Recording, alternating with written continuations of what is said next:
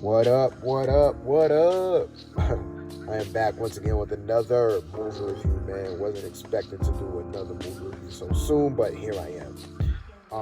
Just did my Fast X movie review. If this is your first time coming across this channel, I appreciate you. You can check out all my other reviews on my channel. My name is G7. I do movie reviews and stuff like that. And this movie review is going to be about Tetris. Yes, this movie. I know I'm a little late on it because I know it did release on Apple TV. I think about a month ago now, maybe 2 months ago now. So yeah, I'm kind of late to the party on this one, but I was able to check it out, which is pretty cool. Now, when I saw the trailer for this movie a couple months ago, it quite intrigued me. I was really curious to see how they were going to do this movie because with the Tetris story and how that whole game came to be, it's a pretty fascinating story. It's a very wild and just crazy story, and you wouldn't believe the obstacles that the main creator of Tetris had to go through to get this thing off the ground. It's, like I said, it is pretty interesting. If you haven't checked it out, there's a ton of documentaries on YouTube talking about it. You can go and check that out at your leisure. But yeah, this is the movie based on pretty much Tetris. Now, the movie of itself, it doesn't tell you everything about Tetris, like how it came to be, like the very beginning and stuff like that. It kind of focuses on like really like the contract part of it, like the who gets the rights to Tetris, and who gets the licensing to have it distributed out to like PC games, Nintendo games, arcade games, and stuff like that. So it was much more about that aspect of the story, more so than anything else. The main creator of Tetris, he is in this, not the real life version, of course, the actor who plays the guy who created the Tetris game. He is in it, but the movie doesn't really focus on him like that. It really focuses on Hank Rogers, who is a developer based out of Japan, and he's trying to acquire the rights to Tetris so that he could publish Tetris through Nintendo.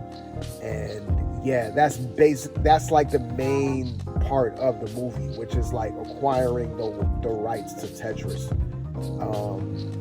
It's a lot of backhanded deals, a lot of shadiness with how the rights were acquired by different people, and they're basically trying to fight for who gets the rights. And the main guy, which is like Hank Rogers, he pretty much gave up pretty much everything to try to acquire the rights of Tetris because he saw the value in it and he knew how valuable it was. So he kind of risked it all just to make this deal happen. But throughout the movie, of course, when you're dealing with shady people, you're gonna get shafted. You know what I mean? So a lot of the movie focuses on that. And I think, with this movie, one of the things that really got me as far as like things I really didn't care for is the whole negotiations of it all.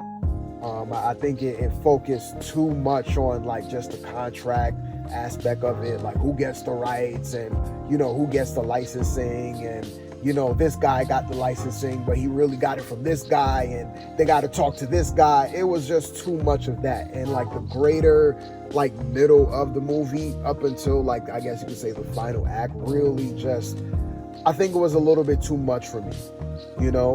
Just that whole going back and forth of, okay, now this guy got the rights, now we gotta renegotiate on the contract to redefine certain terms and stuff like that.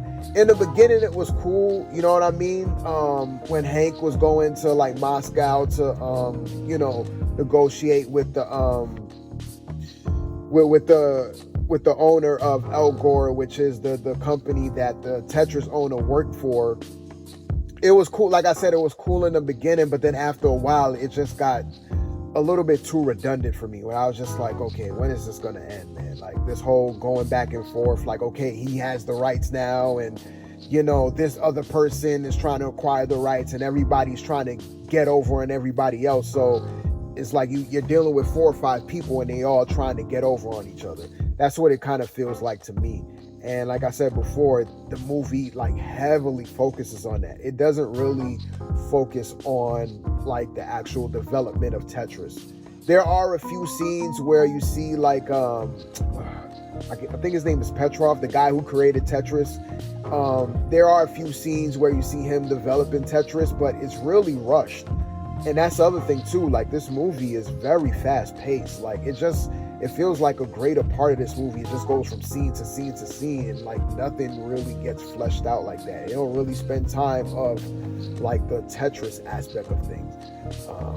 While watching a movie, at times I forget that it's a Tetris movie, because they talk so much about this contract and rights and licensing, and it's like you forget it up until they mention Tetris, or they will say Tetris, and it's like, oh yeah, I'm watching a Tetris movie, so Tetris, like I said, there's a lot of components to the actual story, so trying to add everything into like a film, I think it's a little bit, you're kind of asking a little bit too much. I think it would have worked better as like a TV series or like a mini series, more so than a movie, because with a movie, like I said, you can only put so much into one movie, and basically they focused on one aspect of the story.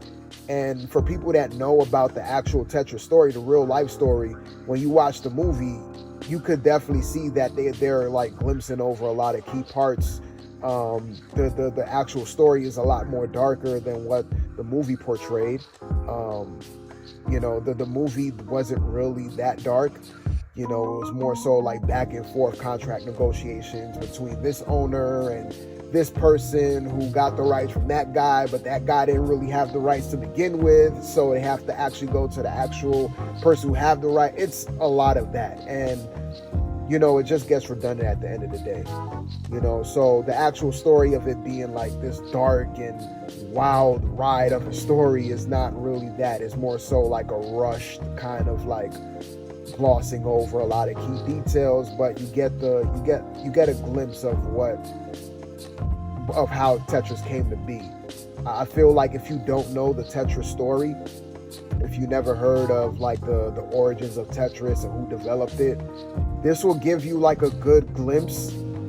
But I feel like if you want to know more, you'll definitely have to watch some documentaries on the actual story, because this one doesn't really cover every single aspect of it, unfortunately. And it's a film, so I know they had to probably cut some parts out. It is almost a 2-hour long movie. It's a long enough movie, but for this kind of story, I really feel like it works better as a miniseries. It should have really been a miniseries. They could have spent a lot of time, really fleshing out a lot of key storylines, just going over the origins and taking their time to tell the whole story of Tetris. But when you put it in a movie, it's like you're trying to cram everything into one. And they don't really cram everything into one. They just cram like one aspect of it into one. The actual development of Tetris, the actual game of Tetris, you don't really see throughout the movie. Like I said before, there are a couple of scenes where you see like the development of Tetris, but it's not really emphasized. That's not really the main focus. It's kind of like glossed over and rushed over just to get to like the contract disputes and all of that. But one of the things I really did like about the movie was the Soviet Union aspect of it all, because I really liked how they portrayed, life in Russia at that time. I really feel like you get a real good glimpse of how Russia was back then.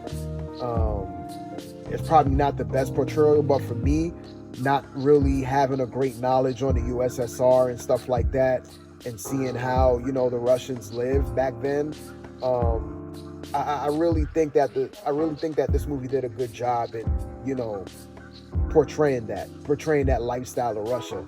And every time that they did go to Russia, I really did enjoy it. Certain things that you can and cannot do because you're under communism and stuff like that, I really enjoyed that aspect of it.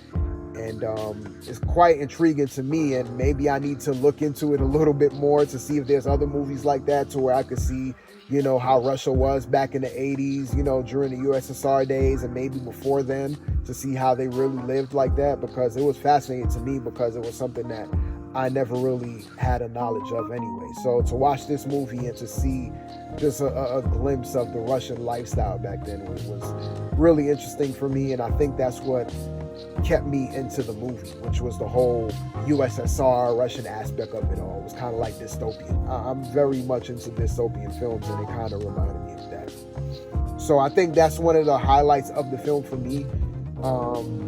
Throughout the movie, the way how the storytelling is, there's a lot of scenes to where they add like 8-bit video game graphics, in between like the narratives of certain scenes and stuff like that. And I thought that was pretty cool.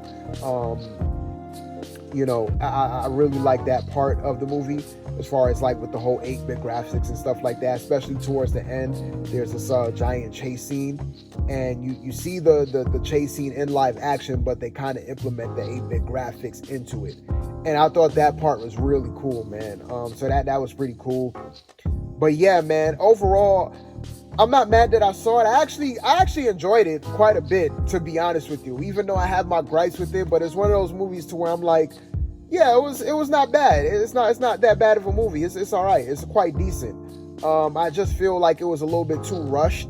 They glossed over a lot of things, especially like the development of Tetris. I thought that's what it was going to be about more so than anything, like the very beginnings of Tetris, how Tetris came to be as far as like the programming, getting into the actual game of itself. Like I said, they do spend certain scenes on that aspect, but it's not really focused on. It's very much glossed over, one scene here, one scene there, and that's pretty much it. So I think the main gripe with this movie for me is the whole contract thing. And like I said it before, in the beginning it was cool, but then after a while it just got too much. Like it was just, and it wasn't like it was hard to follow. It to a certain extent it was kind of hard to like kind of keep up, because the main character, he pretty much acquired the rights from one guy, but then you come to find out that guy didn't really have the rights to begin with, so they had to go to the company in Moscow to negotiate with them, and they're trying to do another backhand deal with somebody else, and then that other person is trying to backhand somebody else that's involved in the deal. So it kind of gets a little bit convoluted, and like when you spend a whole entire movie based on that, it kind of just gets annoying. And I feel like that's one of the things that's holding this movie back, like that whole aspect of it all, just the whole back and forth between, okay, who has the rights, who gets a license to publish, the Tetris game to arcades and PCs and stuff like that. So, yeah, man, that's pretty much my review of like Tetris. I don't think I have anything else to say other than that. Like I said, just in closing, it's a pretty decent movie. I did enjoy it. However, there were certain things that really held this movie back, and I really feel like at the end of the day, this would have worked better as a mini-series more so than a movie.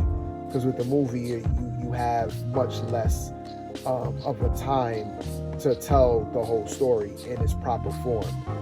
Whereas with a TV show or a TV series or a mini-series, you could spread things out a little bit more. So you could spend more time on certain things to make the story more complete, to get a better understanding of like the origins of Tetris.